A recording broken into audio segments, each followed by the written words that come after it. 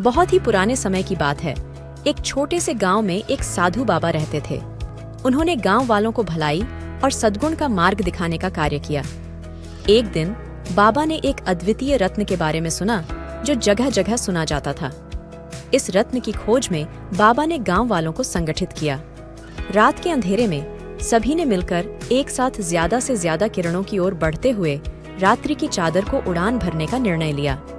बाबा ने उन्हें एक पुरानी कहानी सुनाई जिसमें रत्न की प्राप्ति के लिए कई कठिनाइयों का सामना करना पड़ता है।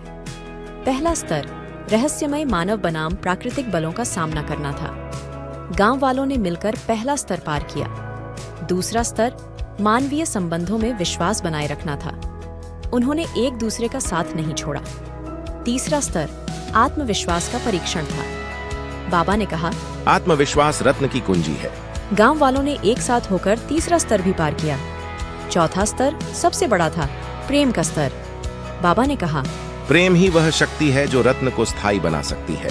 गांव वालों ने एक दूसरे से प्रेम भरे संबंध बनाए रखे और चौथा स्तर पार किया। अब उन्हें आखिरी स्तर पर पहुंचने का समय आया था, अद्वितीय रत्न की प्राप्ति। रात की गहराइयों से एक रोशनी की राह दिखाई दी। बाबा ने गांव वालों से कहा, यह रात्रि हमारे जीवन की अंतिम रात्रि है और रत्न हमारा है।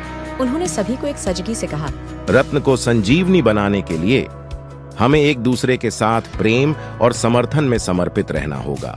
गांव वालों ने एक दूसरे के हाथ मिलाए और एक साथ आगे बढ़ने का निर्णय लिया।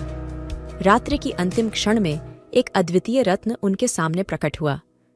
उन्होंने उसे सबके सामने रखा और कहा, यह रत्न हमारी सभी मेहनतों का परिणाम है जो हमने साथ मिलकर की। गांव वालों का धन्यवाद बाबा को सुनाई दे रहा था। फिर रत्न ने एक चमक छोड़ी और सभी को आध्यात्मिक उत्कृष्टि की ओर आगे बढ़ने का दिशा मिल गई। इस कहानी से हमें यह सीखने को मिलता है कि समर्पण, प्रेम और साथीपन से ही हम अद्वितीय रत्नों को प्राप्त कर सकते हैं।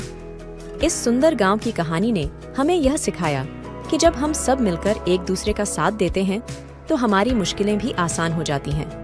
आशा है कि आप सभी ने इस कहानी का आनंद लिया होगा।